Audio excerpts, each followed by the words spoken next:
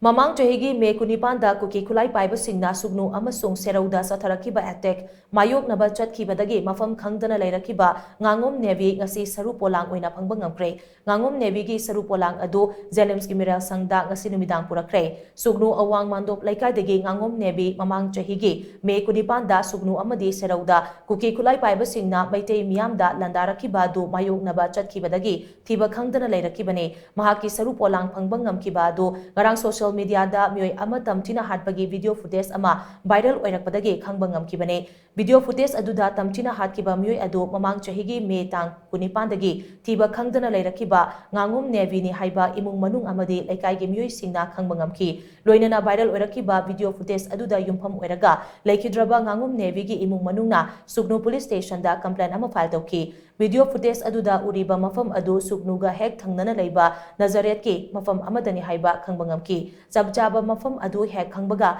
Kakching District Police ke Additional SP LO na luchingduna Sugnu Police ki team amade khulngakpa singna ngasi ayo pung 13 ga minute 10 rom tarakpa duwaidagi Sokom village da thiba khombagi thabak chathaki chingnaningai oiba mafam singda Laibak tauthoktuna chatkhibadagi thiba khombagi thabak aduda Sokom Primary School manakta asiba amagi sharu polang sing thengnaki nungthil pung 2 ga minute 50 rom tarakpa duwaida thengnakiba sharu polang aduda yauramba firoldagi laikhidraba misagasi Ngangom Navy ni haiba khangba ngamki tungda sharu polang adu Manipur Forensic Science ki team ama laktuna yengsilaba matung Zenems ki miral sangda puraki ningsingba yabadi Ngangom Navy gi hakjang thiba khangdana matam sangna leirakpadagi mamang chahi gi June 19 da pangong na mahut silaga Ngangom Navy gi aroiba mathong mangam imung manungna pangthokiba laikhrabani